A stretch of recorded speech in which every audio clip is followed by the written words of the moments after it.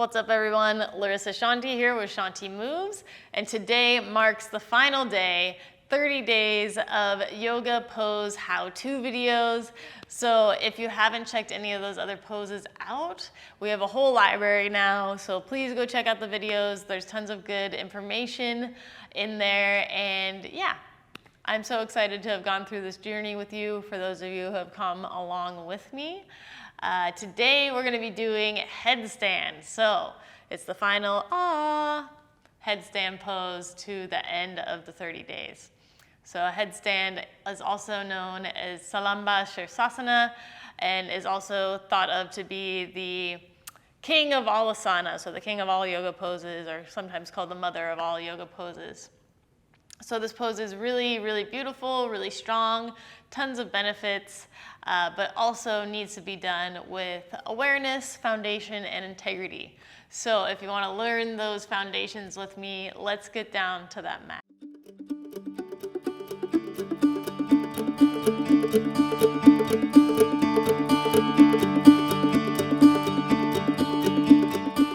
Before we jump into it, I just want to say that headstand, can require a lot of strength and body awareness to get into fully. So we're going to go step by step here, and I invite you to just work where you can and use your integrity to build a strong foundation instead of just trying to jump into the pose and barrel through it. Also, another great tip is if you check out the dolphin pose tutorial before this video, I'll link it somewhere up there. That is also a great way to start building the strength and awareness you need before going into your full headstand inversion. So let's get down to the mat.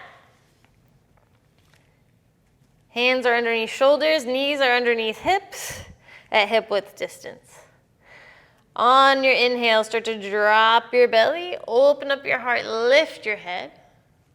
On your exhale, tuck your tailbone, round up through the spine, dropping the head back, looking back at your belly button or thighs, and just pause here for a moment. Press your hands down into your mat.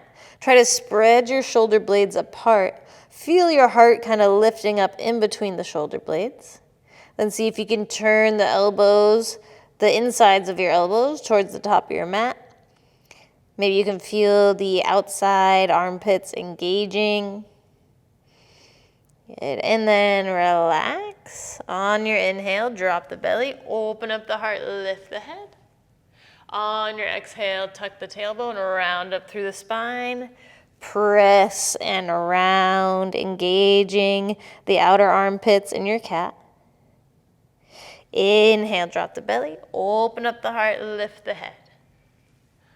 Exhale, tucking the tailbone, round up through the spine. Press, lift your heart through your shoulder blades.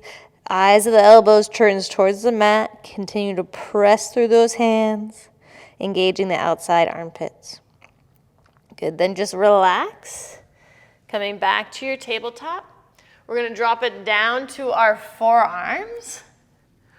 So once you get here, try to make sure your hands aren't going out to the side and they're not too close together. So your forearm, your pinky is in line with your elbow and your hands are at shoulder width. So a great way to check that is you can grab opposite elbows here, and that will give you your dimensions needed.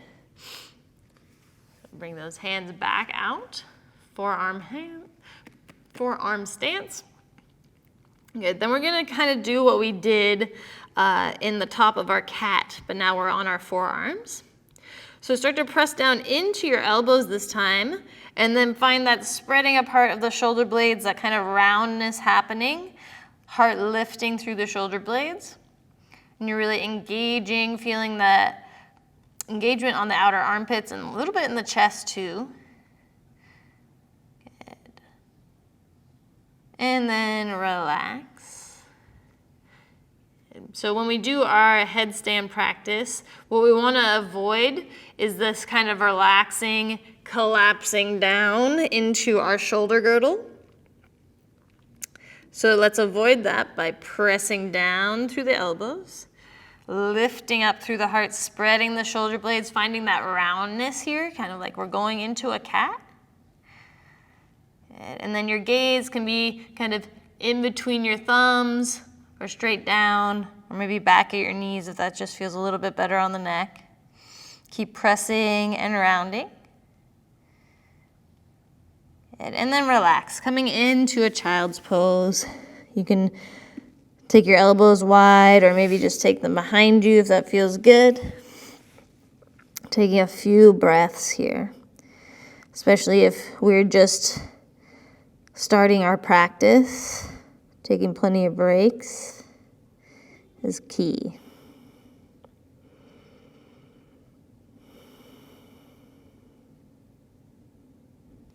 And let's come back onto our forearms. So elbows are underneath the shoulders. Pinkies are in line with our elbows. And then we're gonna press and round. So this is kind of like our dolphin pose, right? We're pretty much doing the same thing except our knees are on the mat. But this is kind of the strength where we need to build. So maybe this is where you are building from today. Maybe we just need to work on pressing and rounding and building that shoulder girdle strength. And then relax. All right. Second step here is we lace the hands together. Pro tip, tuck the bottom pinky in. So it's tucked under the hand or tucked into the palm. And that's gonna create a nice flat, stable surface instead of that little pinky getting squished underneath. Your thumbs are up. And then you're gonna find your head into your palm. So I always like to think of putting my hairline onto the mat. And then when I kind of rock over, then my head is gonna come forward, so it actually ends up being more onto the crown of my head. So hairline, so where the hair meets the forehead, and then it kind of rocks over and comes more onto the crown of the head. So, elbows at shoulder width, lace the hands together, tuck that pinky under, place the hairline onto your mat, and then tuck your toes, lift your knees, keep that pressing and rounding action happening. So very, very little weight is actually in the head. In fact, no weight for me is in the head right now. All of it is in my forearms and shoulders. Good. And then you can just practice here, bending and lengthening. Bending and lengthening. Good. Come down, take a break.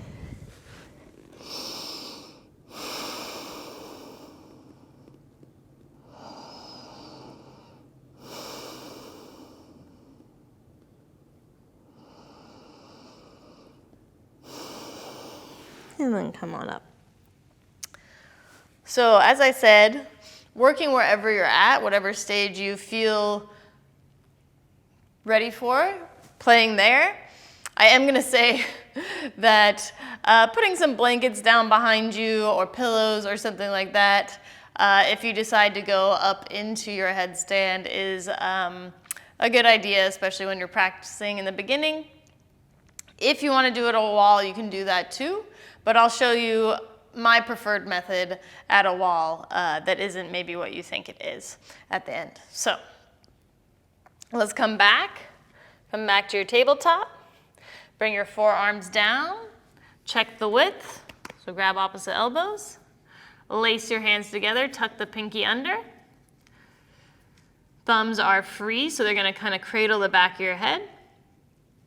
Bring your brow line onto the earth, tuck your toes, lift your feet up. You're already pressing and rounding through the shoulders.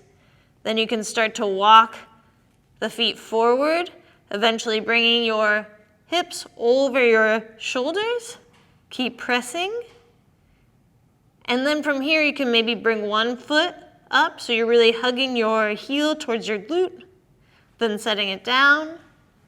Other heel towards the glute, then setting it down, coming onto the knees, taking a rest. Beautiful. So just take a few breaths here in child's pose.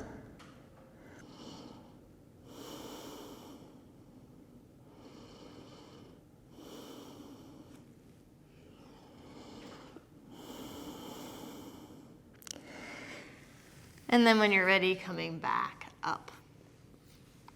All right, so if at any of those stages you're like, whoo, this is getting hard, I'm feeling wobbly, I'm not quite in control, maybe just work at that stage, right? We don't need to go any further.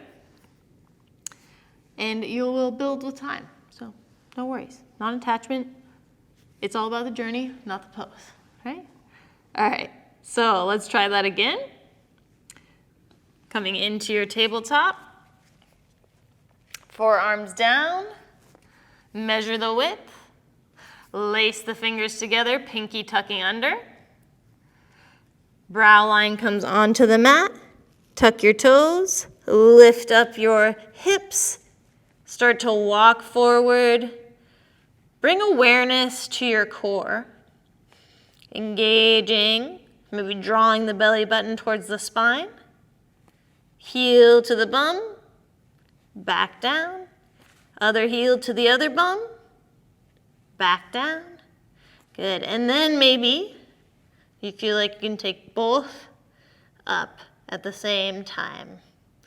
Focusing on core and pressing down through the elbows, engaging through the shoulder girdle. Knees are hugging to the chest. And just seeing if you can stay here in this tuck position before coming back down. And then taking a rest.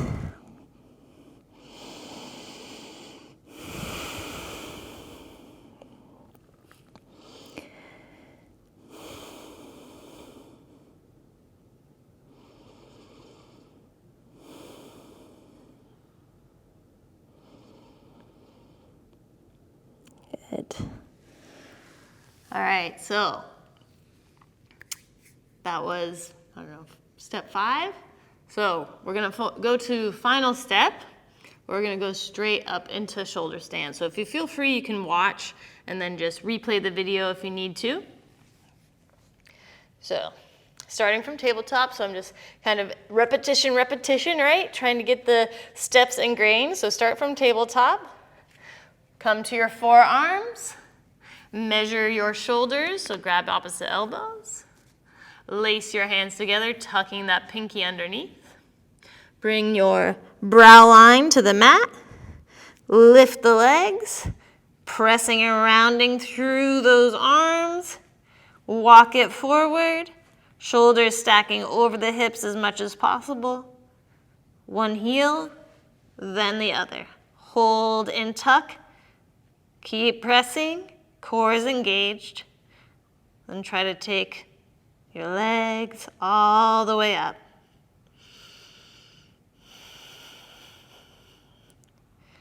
It's really helpful to find a drishti here, so something to focus out in front of you. Using the breath and your core awareness. Continue to press down through the forearms. And then coming down the way you came, so try to come back to your tuck. And then reach the legs long, come down, soft, and into your child's pose. You can take your hands behind you if that feels better, or just take your elbows wide, hands come together.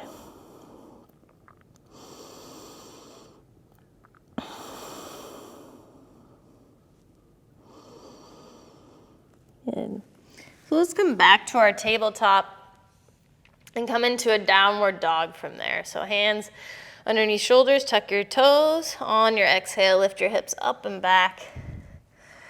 And then try to relax the neck, give me a little shake, yes and no. Good.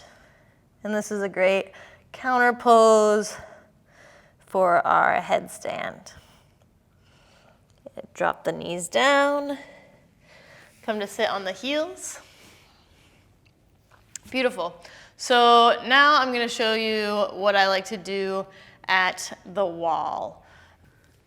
Okay, so we've moved to the wall for a little shoulder stand practice at the wall. You can do the traditional way of facing the wall. You might want to take your mat, but I'm not going to take mine. You lace the hands, or you come down onto your forearms, measure your elbows, lace the hands together, tucking that pinky under. Brow line to the ground, lift, and then walk over and come up. And then that takes the fear away of falling back, but I also feel like when you lean against the wall, it takes your ability to press down into your shoulders away, because it takes the weight over this fulcrum point here, and it really takes that ability to press and round away from you. So it's not necessarily my favorite way to build strength in your headstand practice. So I'll show you what I like to do instead. So a way you can measure is you sit with your back against the wall, and then take something. I'll take this block, measure where my feet are, so I'll just place it on the other side. And then that's going to be a good measure for where we want our hands. So our hands are going to be right where that block was. Measure your elbows. Lace your fingers together. Untuck that pinky, or tuck that pinky under. Brow line to the earth. Then you can put your feet into the wall and walk up the wall. And that stops you from, unless you push yourself over, that still allows you to kind of be centered and press down into your elbows and use the core as well. So that is my preferred method of a modification to help you get up into the pose and build strength there without having another human with you. So those are my shoulder stand tips for you. I hope you enjoyed them. I hope you liked learning the foundation of headstand. It's one of my favorite poses. If you did, if you got some good advice from this, please give a like and subscribe. Check out the other 30 days of tutorials we did. I'm so happy that I get to share this practice with you. Until next time. Is the last day of the 30 days of how-tos in the yoga. What's up, everybody? Why can't I talk? Today marks the final day in our 30-day journey of yoga how-to poses. Yoga how-to poses.